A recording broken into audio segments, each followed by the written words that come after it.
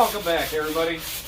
Well, it's been a little while, and I wanted to get a layout update in. And, well, that's what we're going to be doing tonight. Well, as you can see, I'm working on the reversing section here. And went ahead and redid the reversing section, and once it gets here, the main line loop around the peninsula. I redid the elevation of that. So I'm a bit under a 2% grade now, which is great. One locomotive can pull about 22 cars up now.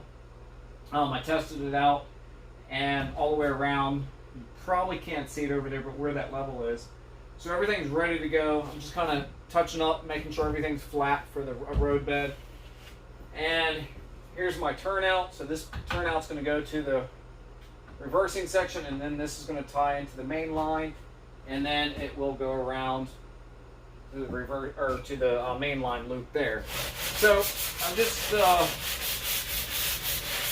getting everything ready for a roadbed. Just kind of making sure everything's nice and flat. This here was some old wood that I had left over from when I was working on the previous bench work.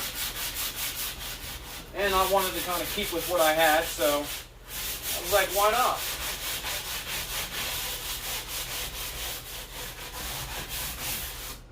Hope everybody's been having a good week.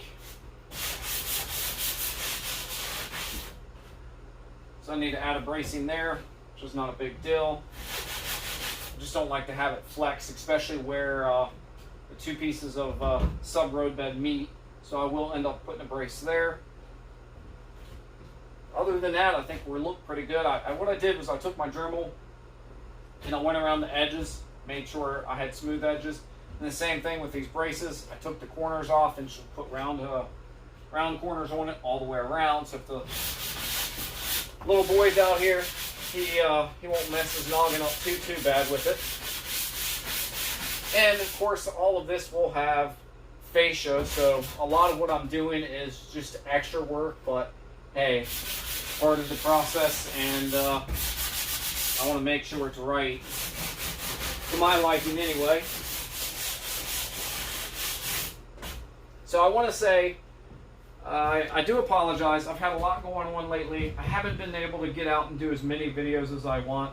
But on top of that, I haven't really been able to get out and watch other people's videos. I've been trying. I'm playing catch up as we speak, kind of going through. So if I haven't watched your video yet, rest assured I will get to it.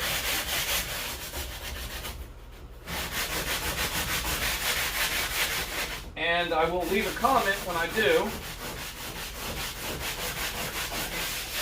I also want to say thank you to everybody that's been giving me shout outs. Paying people off has really been working out for my advantage. So, but no, I'm actually very humbled for people going out of their way and giving me a shout out. I truly appreciate it, and thank you guys and gals. We have a wonderful community. Couldn't ask for a better community, and it's been great. So thank you all for that. So we're ready here. So I'm going to start with the roadbed, kind of just give you an idea of how I do my roadbed. What I'll do is kind of like with my construction videos, I'll speed this process up. I'll slow it down where I need to, but this way you guys kind of see exactly what's going on.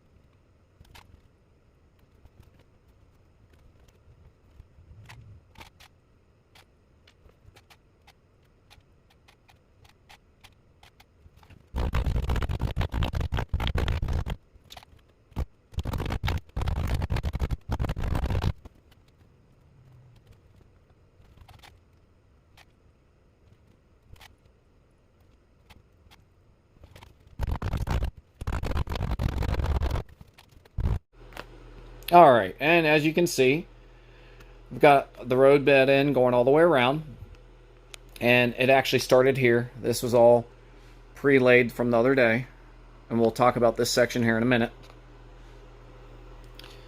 So we start here, and then as you can see, the roadbed gradually goes in towards the right-hand side there, and then swings back out. That way I don't have any real sharp curves or transitions, and everything eases into the curve real nice, comes around. Now this ended up, because since I held this outside edge here, this ended up being a 29.5 inch radius, which I'm extremely pleased with. And of course I've got to pick up with the sub roadbed there and go all the way around. But all of this has been readjusted, and I'm quite happy with it. Now the one thing you're probably thinking is, oh well, that track's going to be close to that edge. As of right now, yes, but once I get my fascia up and run my fascia around, it'll stick out about 3 inches, maybe even 4 inches. And there will be scenery on this side, so there'll be the foam and then whatever I decide to do here. So the locomotive won't, there'll be enough there to catch if it was derail. And plus there will be a small lip up, sticking up a little bit in case it was to derail. Sort of a safety net. But as of right now, there's nothing there, but I hope to soon get something put in there. So that's what we've gotten done this evening. I really like it. I think it's going to turn out well.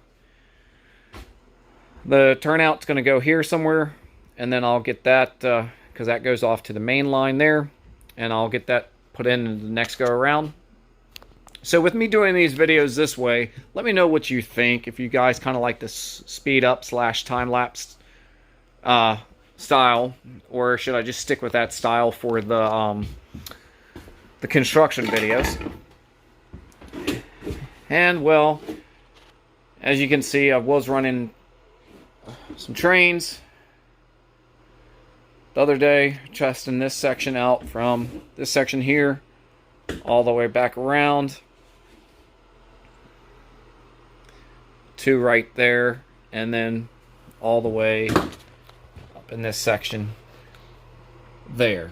So from about right here where this car is, actually not, yeah, from about right in this area, this is all going to be closed in, so there'll be a tunnel here, so you won't see any of this.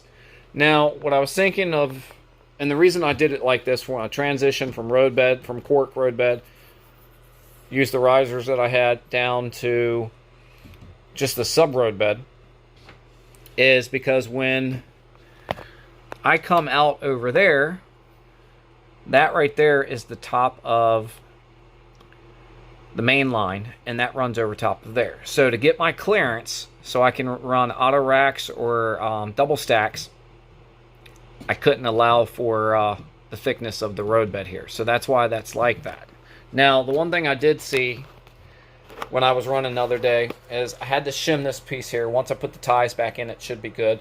But as the locomotives made the transition, the right front trucks picked up off the rails a little bit, and then that would derail the locomotive. The cars and all have no problems with it. But now, since I put that shim there, there's not a problem. But as you can see, it still runs down a little bit, and then it starts to run back up. So what I'm thinking about doing is just kind of building this section up entirely with roadbed again and getting rid of that flat there, which won't be too hard. I mean, all the way up to this section here, I think it's glued, and then I can move it from there. So I can pop this back up, this section here back up, and then just pick up from here and run my roadbed there. Let me walk around over here real quick, guys. Trying to make this quick and painless for you guys. And of course now I'm not going to be able to find my bridge that I had here. Let's see. Oh well, I don't see the bridge anywhere close. But basically, as you can see, from here to there was going to be the bridge. Well, that doesn't leave a lot of height. Now, I need about 3.5 inches, and that's just going to barely give me the clearance. So what I'm thinking about doing, since I'm going to raise this back up, the main line is going to lift up a little bit more. So by the time I get over here, I'll put another brace here, and I'll start back here, and I'll go up 1/8 of an inch. So when I get around to here, I'll be just high enough to where the auto racks and the double stacks can get underneath here, no problems with clearance. And then I'll just raise these up, and then I'll start to drop back down. Just that way it gives everything a gradual climb and then decline again, and then it'll level back out. And actually from this riser currently all the way back down to where it's going to meet up there is all level. So what I'll probably do is once I'll know exactly what the transition grade is here to get me, and I'll do my measurements and figure out exactly what I need from point A, and we'll call this point D over here. So from point A to point D, I'll figure out what height I need, and then once I get over it, I'll bring that up to the same height as point D here, and then I'll start my decline again and then go that way. So that'll work out. I would just rather do it that way and then just run the road bed rather than trying to do the little scraps here and have that issue down there. Actually, you can't see it, but have that issue down there. So that's what I'm going to do there. But anyway, thank you guys and gals for watching. I'm really pleased with everything. It's coming along nicely. So the next video, the next layout video will be, of course, all of this here and exactly how I'm going to do all of this and how the bridge is going to fit in there and everything up to this point right here. So that'll be a part of that video, and then the other part will be the yard, how I'm going to do that. Right now what I'm going to do is just get the main line ran, and then I'll just get the turnouts. Everything will be laid into place except for the tracks in between the turnouts, but everything else will be laid in, and I'll just get the main line in. And that's just because I want to make sure everything on the main line works the way I need it to do before I start running my track work for the yard and everything like that. So hopefully within the next couple weeks we'll get the main line squared away on the bottom here, and we will start on the upper level. So alright guys and gals, have a great night, and thanks for watching.